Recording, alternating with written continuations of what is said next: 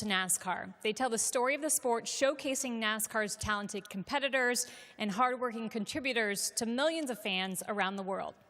Named after broadcast icons Ken Squier and Barney Hall, the Squier-Hall Award was established to honor the best of the best in the motorsports press. This journalist is a trailblazer, becoming one of the first women to regularly cover NASCAR when she began her journalism career back in the 1970s at United Press International. Her storytelling has given fans a deeper understanding of the people and passion inside the garage, and her integrity and dedication have made her a role model for many who follow in her path. A pioneer, respected storyteller, and mentor, the 2026 Squier-Hall Award winner, Deb Williams. For more than 4 decades, Deb Williams has been a leading voice in NASCAR journalism. Her credibility wasn't given, it was earned, one race weekend at a time. Deb Williams' reputation in the garage was impeccable. Everybody that I know, everybody that I worked with, from drivers to crew chiefs to owners, respected her. I've been fortunate enough to know Deb my whole career, and what's amazing about her today, she's as tenacious and hardworking as she was when I first met her. Deb was a mainstay in our sport. She gained the trust of every single competitor in that garage area because she was a good person, honest person, and a journalist that you could trust. From the infield of a Western North Carolina short track, Williams developed a passion for racing, and that's exactly what she did. Williams began her journalism career in the late 1970s at United Press International. I knew from the first time that I met her, she was special. She had the secret that some never get. She has the respect and the trust of who she talks to. They knew that they could confide in her, and she wouldn't throw them under the bus. Deb came into our sport as a reporter, as a woman reporter at that time. Now today, what's a big deal? Not a big deal today. Those days, it was a big deal. In the early days, NASCAR wasn't as open and female-friendly as it is today. So Deb Williams had to do a little bit extra and work a little bit harder to get in the locker room, if you will, to be able to talk right straight to the Earnhardts and the Wallaces and the Pettys.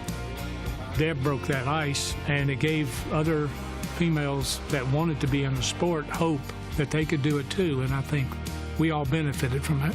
I live by the motto that if you see it, you can be it. What's inspiring is that someone can be true to themselves but can stand up for themselves in a business like this and have the respect like Deb has.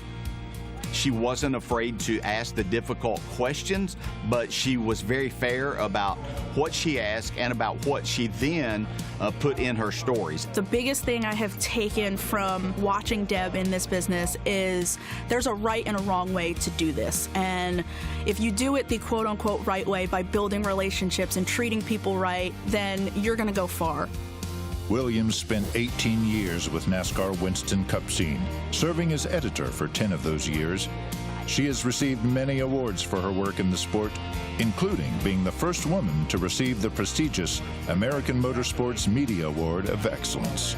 Thank you. The words legends and trailblazers have been thrown around, but they truly do apply to Deb. It's so fitting for her that she gets to enjoy the impact that she has had and she is still having on people and on this industry.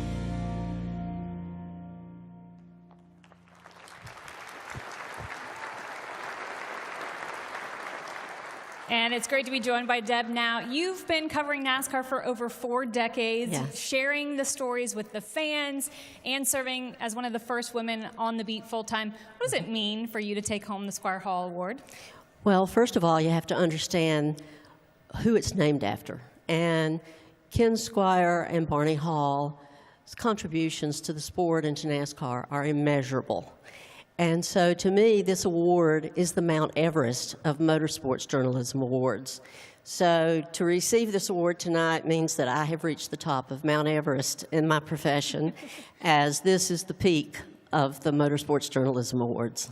It feels appropriate that I'm standing here calling you a pioneer and a trailblazer and a mentor. How does it feel to you to be a role model in your field? And not only that, but to have the respect of the competitors, the garage, and your colleagues? Well, you know, I've never really thought of myself as a role model because I think back, when I hear that, I think back to something my mother said when I was in elementary school. And she said, always be on your best behavior in public because you don't know who's watching. And for that, everyone in this room has been a role model at some point in time.